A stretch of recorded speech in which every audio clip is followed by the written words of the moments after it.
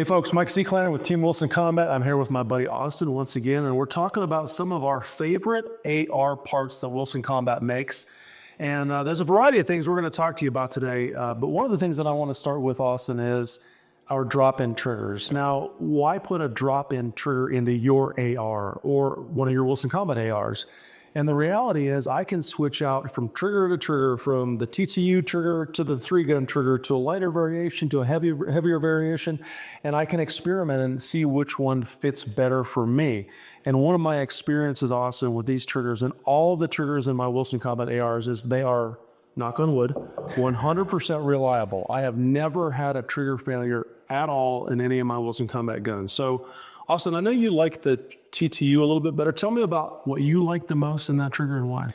Yeah, I'm using the 2-stage TTU quite a bit because a lot of the rifle work that I'm doing is going to be at intermediate distances, right? So, define that. What do you mean by that? Yeah, I do a lot of law enforcement classes for carbine, but outside of that, in competition, what I'm usually doing is between 1 and 500 yards, right? So not far enough to be long range, but far enough that it's not, just burning down the house with some CQB type shooting, whether it's PCSL or 3-gun matches. We're really stretching the distance out there. So I like the fact that I can prep the trigger and get to that second wall on the 2-stage and have a lot more conscious activity in when I'm actually breaking that trigger, right? It's not just I'm deciding on a trigger press. There's multiple steps to it. But if I'm doing some close fast shooting like we were doing on the range earlier, or exactly during a law enforcement class, any of that really rapid fire, I don't notice it. So for those of you that don't know the difference, a single stage trigger on an AR system typically has no slack or prep to it, no movement of the trigger whatsoever. And a 2-stage trigger has some slack or prep to it, which Austin's referring to. And by the way, that prep point, actually, the prep refers to you taking the slack out, but it mimics your handgun trigger as well. Yeah.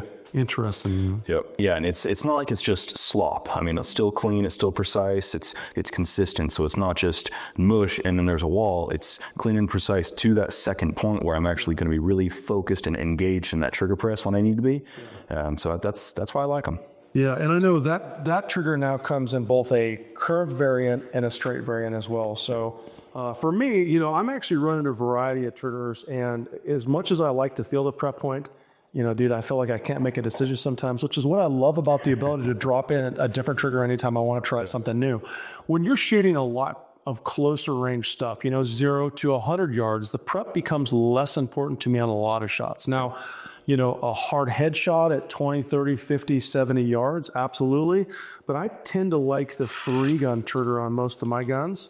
And in the previous guns, I had a curved trigger, and also recently they came out with the flat trigger, which is unique in that it doesn't change a lot about how the trigger feels, but a flat trigger actually is very consistent in how my finger hits it based on my hand size, and it pushes my finger out just a little bit farther. So I tend to find that I can run the 3-gun trigger a little bit faster than the standard triggers themselves. So the bottom line is, folks, whatever variant you're looking at, we've got a trigger for you. And the great news is you could literally drop one in. If you don't like that, you could take it out and drop another trigger in, and they're 100% reliable.